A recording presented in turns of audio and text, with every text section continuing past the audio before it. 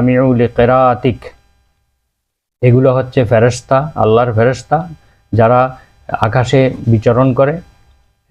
তোমার কেরাত শোনার জন্য তারা এসেছিল, তোমার কেরাতকে মনোযোগ দিয়ে শোনার জন্য তারা এসেছিল। ওয়ালাউ কারাতা লাস বাহাত ইয়ারাহান নাস, আর যদি তুমি যদি পড়া বন্ধ না করতে, তুমি যদি এটা পড়তেই থাকতে, তাহলে সকালবেলা লোকেরা তাদেরকে দেখত। মা তাতাওয়ারা মিনহুম, এই ফেরেশতারা লোকদের থেকে অদৃশ্য হতে পারতো না, তারা গোপনে চলে যেতে পারতো না, মানুষের সব মানুষ তাদেরকে দেখতই।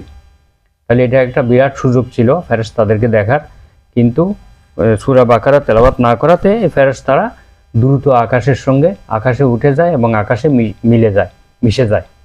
এই হাদিসটি বুখারী শরীফের 5018 নম্বর, মুসলিম শরীফের 795 নম্বরে উল্লেখ রয়েছে। তাহলে এই হাদিস থেকে বোঝা যায় যে সূরা বাকারা এতই ফজিলতপূর্ণ সূরা, যা শোনার জন্য আকাশ থেকে ফেরেশতারা নেমে আসে। এবং এই ফেরেশতারা, আল্লাহ রাসূল বলতেছেন যে এই ফেরেশতারা সকাল পর্যন্ত থেকে যেত যদি তুমি সূরা বাকারা পাঠ বন্ধ না করতে। তাহলে আমরা বুঝতে পারলাম যে এই সূরাটি কতটা ফজিলতপূর্ণ। এমনকি এই সূরার অনুসারীরা বা এই সূরায় যারা বিশ্বাস করে, তারা এই সূরার কথা শুনলেই তাদের মনোবল ফিরে আসে, তারা আবার ইসলামের কাজে মনোনিবেশ করতে পারে। যেমন হুনাইনের যুদ্ধে একবার মুসলিম সৈন্যদের মধ্যে একটু দুর্বলতা দেখা গিয়েছিল, তারা একটু ঝিমিয়ে পড়েছিল।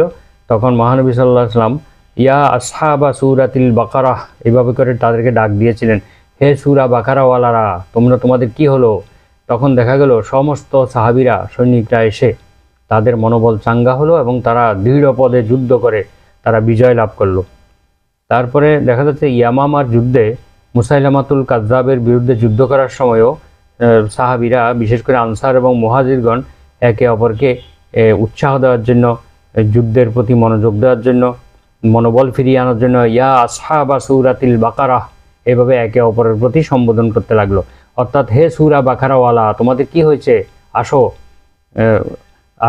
আরো মজবুতভাবে দাঁড়াও আল্লাহর পথে। এভাবে তারা পরস্পরকে উৎসাহ দেওয়ার জন্য এই সূরাটি ব্যবহার করতেন। তাহলে আমরা এবার সূরা বাকারার প্রথম আয়াতটি নিয়ে আলোচনা করব। সূরা বাকারার প্রথম আয়াত হলো আউযু বিল্লাহি মিনাশ শাইতানির রাজীম, বিসমিল্লাহির রহমানির রহিম, আলিফ লাম মিম, সাদাকাল্লাহুল আযীম। আমরা বিতাড়িত শয়তানের কুমন্ত্রণা থেকে মহান আল্লাহ তাআলার কাছে আশ্রয় চাই।